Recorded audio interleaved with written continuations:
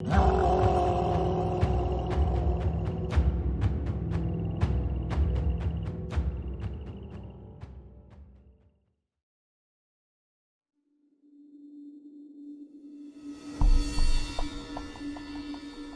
Sisinand's natural death, he was succeeded by a noble named Quintilla. Thompson tells us that, quote, "It is evident that although he may have been the choice of the courtiers and the bishops, Quintilla felt himself to be acutely menaced from the moment of his accession," unquote. In June of 636, Quintilla convened the Fifth Council of Toledo, which was primarily concerned with the problem of usurpation.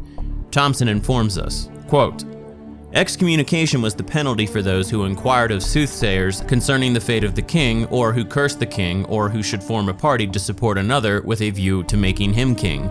Anyone aiming at the throne without being duly elected by all, and without noble Gothic birth, was excommunicated and anathemized.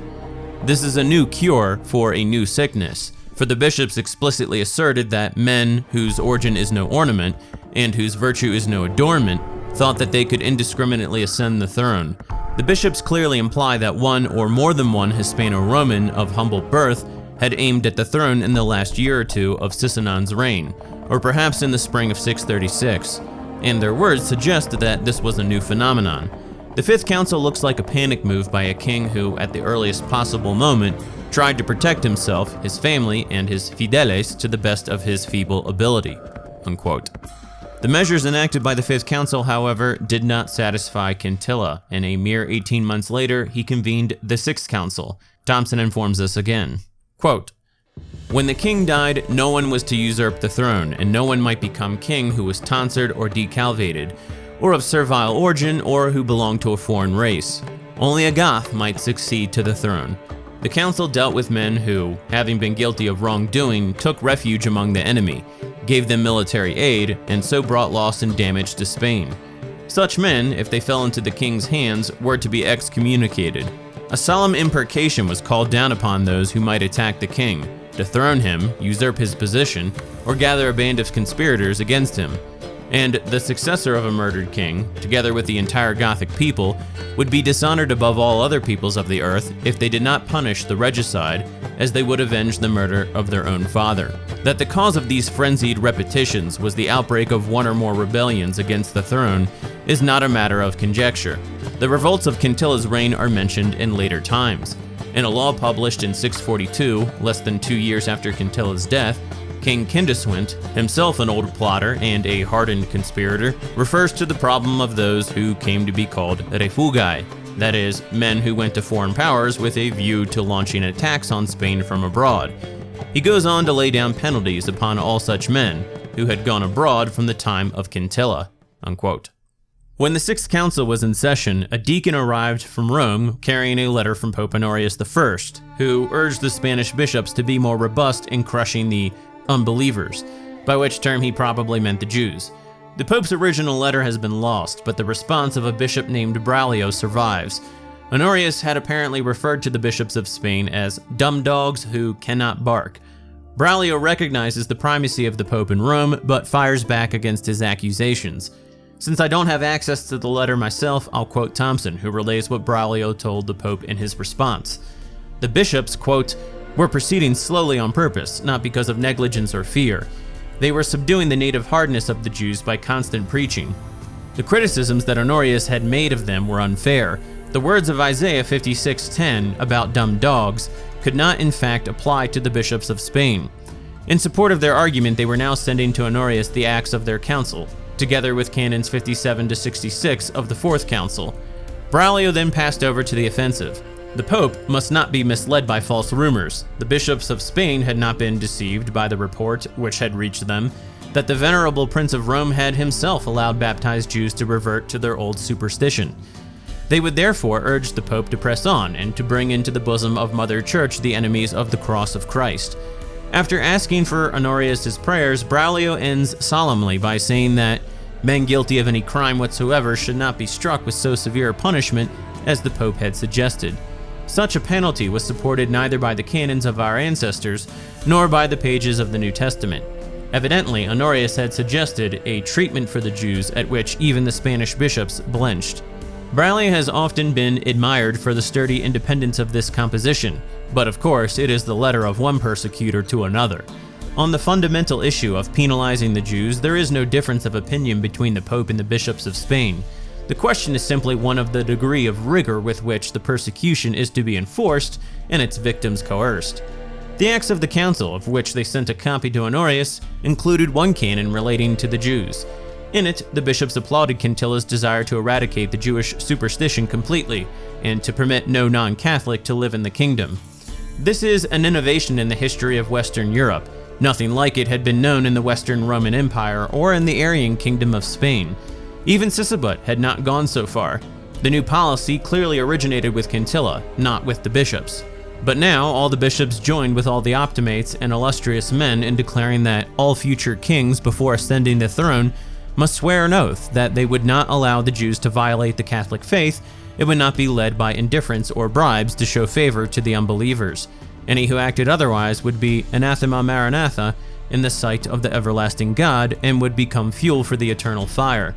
The Spanish bishops ended by confirming the anti-Jewish enactments of the Fourth Council." Unquote. I have to ask here if Thompson would consider the Jews to be a persecutor of sorts as well, and the Christian slaves whom they circumcised to be their victims.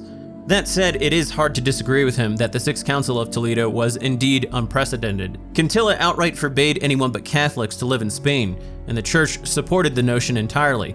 The third canon states clearly that Quintilla, quote, decided, together with the priests of his kingdom, to eradicate entirely Jewish prevarications and superstitions, nor does he allow anyone who is not Catholic to live in his kingdom, unquote.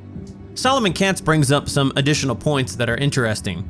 He says that the acts of the council themselves may have resulted from the interference of Pope Honorius, who, as previously mentioned, had requested the clergy to crush the unbelievers. The Latin term in the letter used to refer to this was perfidi, and was not exclusive to Jews. It could refer to anyone in theory who was treasonous, treacherous, unfaithful, or who broke promises. Katz even notes that another historian, Langen, quote, believes that the Pope referred to the Arians, but in 638 the Arian heresy no longer existed in Spain, unquote. Katz goes on to note that the Jews are not expressly mentioned in Braulio's letter to Honorius, but says the following, quote, the placitum to which the Jews were forced to subscribe seems to bear out this view. Many of them adopted baptism and signed a placitum, by which they bound themselves to observe all the Christian rites. The others chose exile. Tolga, who was as fanatical as Quintilla, must have followed the same policy toward the Jews, unquote.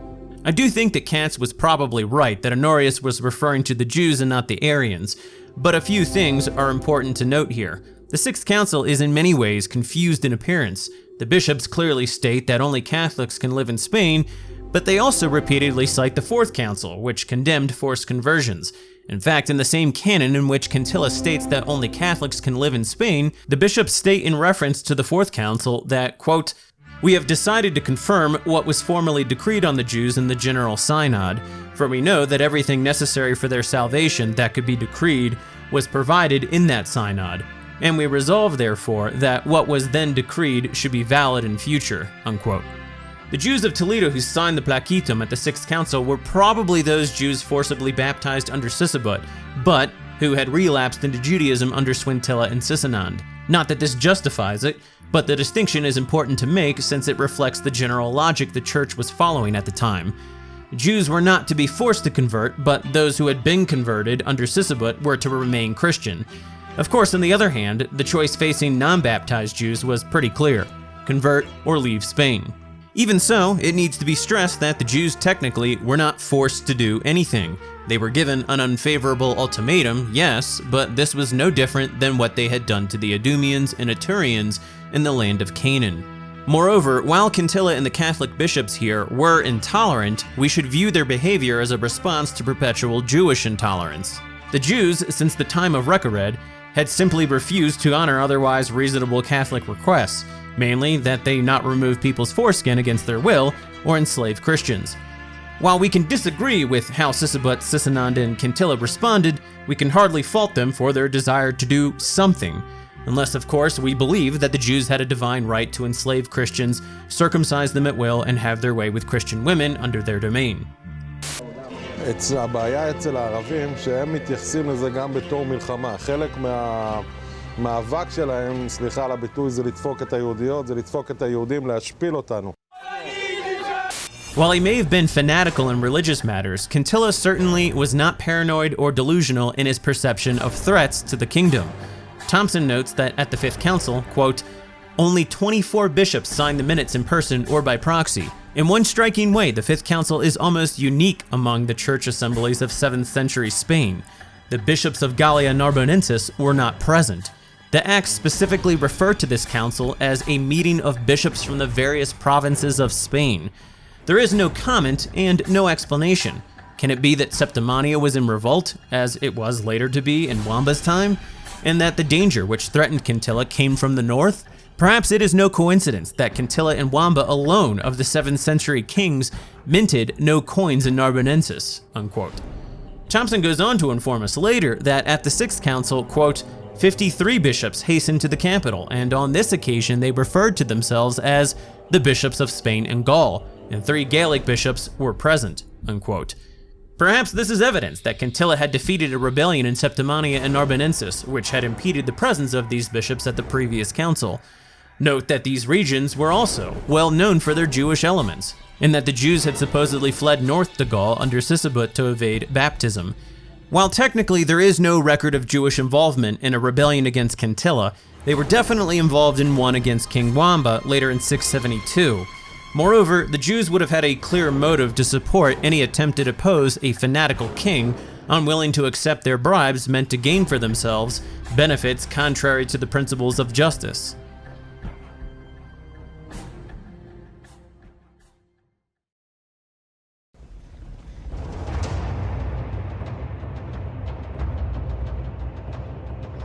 Following the Sixth Council, Quintilla reigned for only another year before he died in 639. He was succeeded by his son Tolga, of whom little is actually known since he was almost immediately overthrown by Kindiswint, who proceeded to implement a pro-Jewish policy. Bachrach summarizes and contextualizes the sequence of successions from Sigebut to Kindiswint. Quote, Swintilla, after succeeding the anti-Jewish Sigebut, perhaps by murdering his son, pursued a pro-Jewish policy, and Sisinand, after overthrowing Swintilla, pursued an anti-Jewish policy. At least some of the revolts against Sisinand were led by those who were supporters of Swintilla's policies. A supporter of Sisinand, Quintilla, pursued his predecessor's anti-Jewish policies, and there were revolts against Quintilla as well. Tolga, Quintilla's son, was overthrown by Kindiswint, who pursued a pro-Jewish policy, unquote. Solomon Katz supports the notion that Kindiswint was indeed pro-Jewish, although he doesn't use that term. Quote, Kindiswint promulgated only one law against Judaizing Christians. Baptized Jews, and those who had not been baptized, he seems to have left undisturbed. The Seventh Council of Toledo, which he convoked, passed no anti-Jewish measures. Encouraged by this, many of the baptized Jews must have returned to the Jewish faith, and some of the exiles must have returned to the Visigothic kingdom, for there is mention of them under Requeswint, unquote. Most shocking of Kindiswint's reign is that after seizing the throne, he killed several hundred Gothic nobles who had either opposed him directly or who had rebelled against other kings in the past. This fact should be stressed, for while many kings were anti-Jewish, there is no record of them slaughtering the Jews like this. Thompson discusses the pertinent information obtained from the Chronicle of Fredegar. Quote, Fredegar observes that the Gothic race becomes restless when it has not a strong yoke upon its back, and, true to custom, the turbulence that characterized Quintilla's reign continued under Tolga. Eventually, one of the nobles, a vigorous man some 79 years old, called Kindiswint, gathered together at a place called Pompilica several of the senators of the Goths and a number of the people, and, in defiance of so many episcopal imprecations, he proclaimed himself king. In April 642, the year in which the Arabs first occupied Alexandria, he dethroned Tolga and tonsured him, thus making him ineligible under Canon 17 of the Sixth Council to rule over Spain. The slaughter and the confiscation of property went on through much of his reign. No fewer than 200 Gothic optimates and 500 mediogres, as Fredegar calls them, were put to death. It was said that he demolished the Goths. A coin of his that was minted at Merida, the capital of Lusitania, with the legend Victor, has been taken to imply a military success in that region. And, if that is a correct interpretation, Kindiswint actually undertook a military campaign against some of his rivals in that province, unquote. After Kindiswent died, his son Rekkaswent assumed the throne, and in typical fashion at this point, he was immediately threatened by a rebellion. This time, it was a Basque uprising led by a Gothic noble named Froya. Thompson tells us that Froya, quote, caused widespread devastation in northern Spain. An innumerable multitude of prisoners was led away, immense spoils were taken, and the loss of life even among the clergy was heavy. Churches were desecrated, and altars were destroyed by the insurgents. Saragossa was besieged, and the inhabitants waited anxiously for the arrival of the king, unquote. Eventually, Rekkaswent showed up with an army and crushed the rebellion, killing Froya in the process. As Thompson notes, it was precisely the kind of rebellion that the church and previous kings had aimed to stop with their imprecations, canons, and laws. And yet, curiously, Rekkaswent asked the clergy to allow him to grant leniency to the traitors. After much debate, the clergy allowed it. Concerning the Basques, as Henry Bradley stated in his book, they, quote, obtained redress of their grievances and were thenceforward content to accept the rule of the Gothic king, unquote.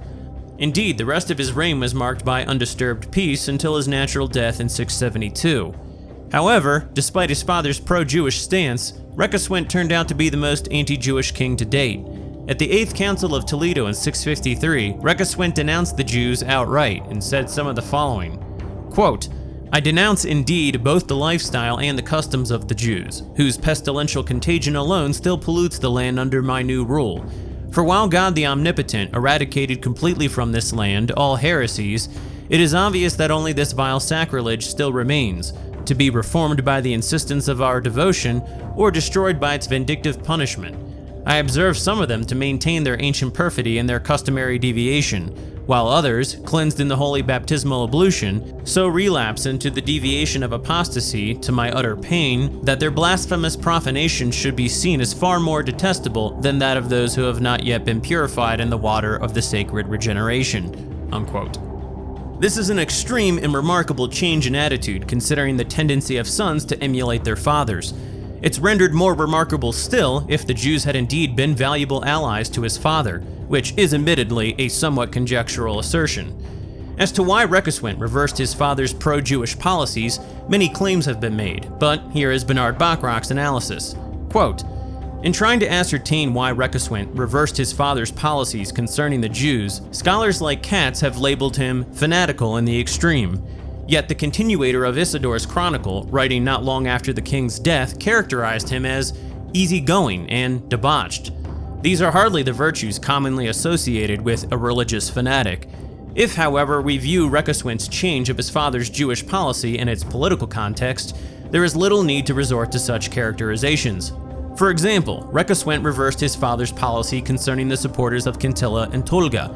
Whereas Kindiswent ruthlessly crushed this group, Rekkaswent granted pardons.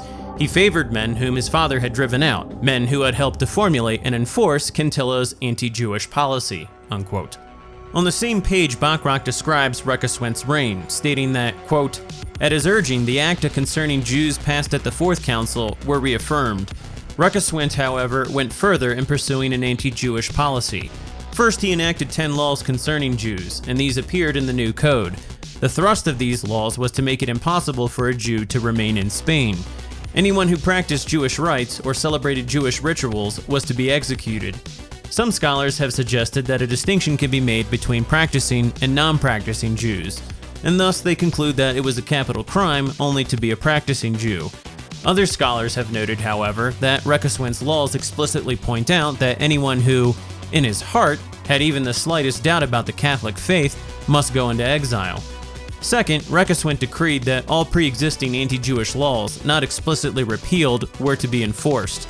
Thus, Quintilla's law that all Jews either must convert or go into exile was still in force.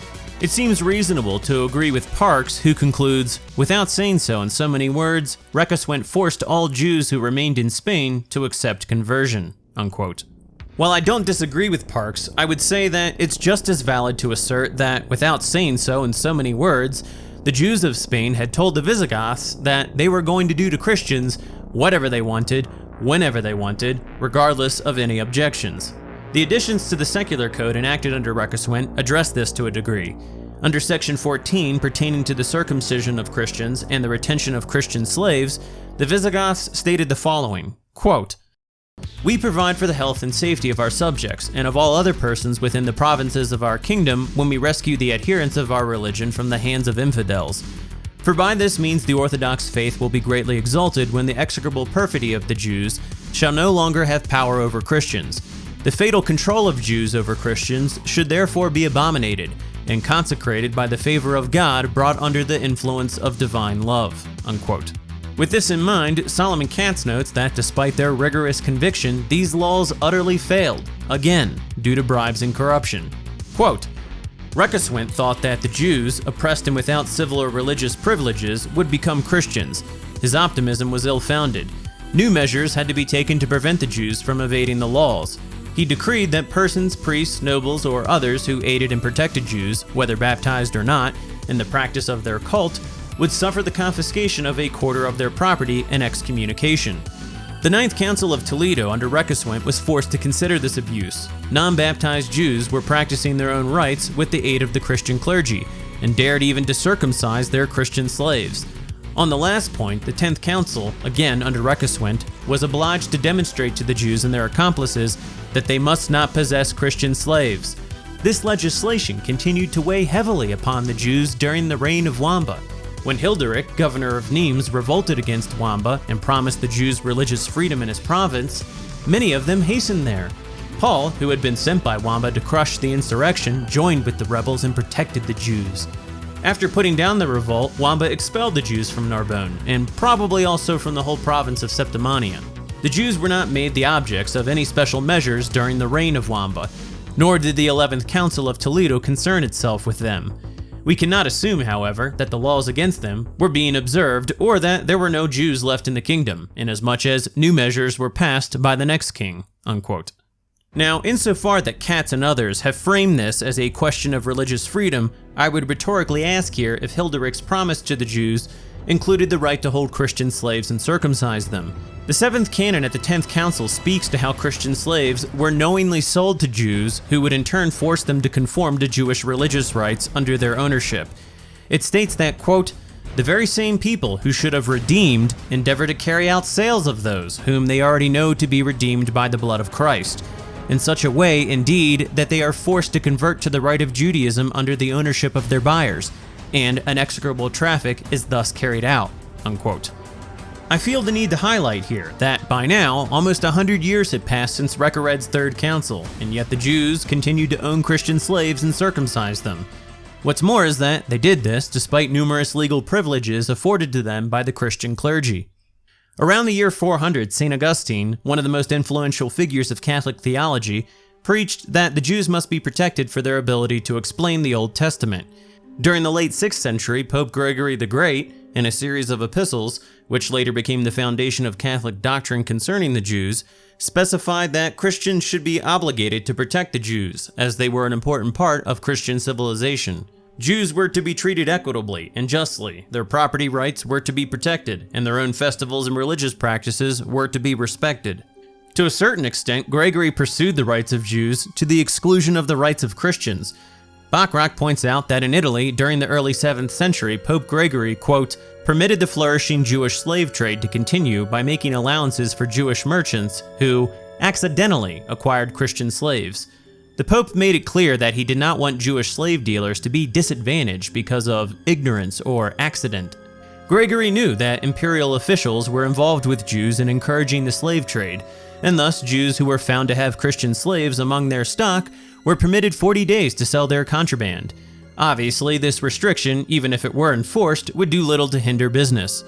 Gregory also pursued a policy consistent with the Theodosian Code, but prohibited by Justinian's legislation, to the effect that Jewish ownership of Christian agricultural slaves was tolerated as long as the latter were permitted to practice their religion without molestation. Finally, Gregory allowed landed Jewish magnates to retain Christian coloni and their latifundia in violation of the laws that prohibited Christians from being under the power of Jews.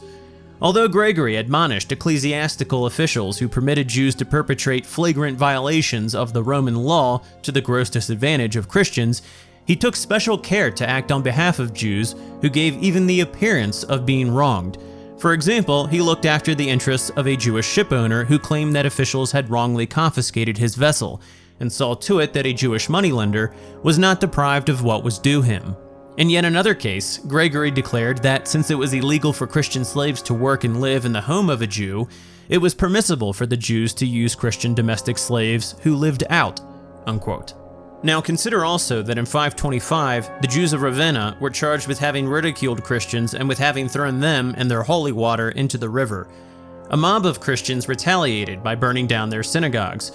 Curiously though, Theodoric, the Ostrogothic king, ordered that the entire Roman population of the city be taxed for the purpose of rebuilding the synagogues. The Christians who could not pay the tax were to be whipped through the streets as punishment. Bachrach also tells us that, quote, at about the same time as the trouble in Ravenna, the Jews of Milan complained to Theodoric that they had been the victims of unwarranted violence and that their privilegia were not being respected. The king ordered that no ecclesiastic might infringe upon the privileges of the Jews, nor concern himself with the internal affairs of the Jewish community, unquote. While one could look at this as evidence of Jewish persecution, another equally legitimate perspective is that the Jews clearly felt that Theodoric and others in the government were receptive to honoring their Jewish privileges. Moreover, imagine a scene today in America wherein a group of white Christians voiced concerns to Donald Trump that their white privileges were not being respected.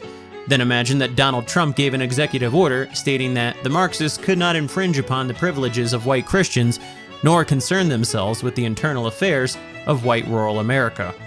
Andrew Scharf, in his chapter on Jews living in 5th century Byzantium, remarks that the civil status of the Jews became identical with that of every other race and nation ruled by Rome. He says that these rights were mostly retained and that this situation was not only the result of incorporating pre-Christian enactments into a Christian code, it was also deliberate Christian policy. Christians, he says, quote, had not only to permit Judaism, but, in a society of law and order, could not but protect its institutions.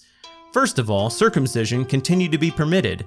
This had been an exceptional Jewish privilege in Roman law, which normally associated circumcision with castration, an illegal mutilation attracting the death penalty and confiscation of property. Next, both codes declared synagogues to be legally recognized places of worship and protected from violence or desecration. If a synagogue had been seized, it was to be returned. If it had been consecrated for use as a church, the community was to be compensated by a sum of money and, if judged necessary, by a building plot suitable for erecting another.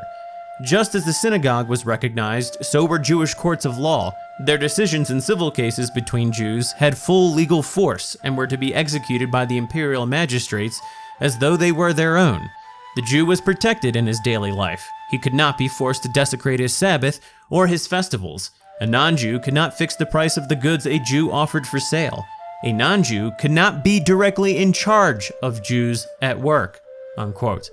Now, while Scharf is not discussing 7th century Spain directly, his commentary is still worth sharing here, since the Jews being denied the ability to hire and supervise Christian laborers has often been seen as a form of punishment and persecution.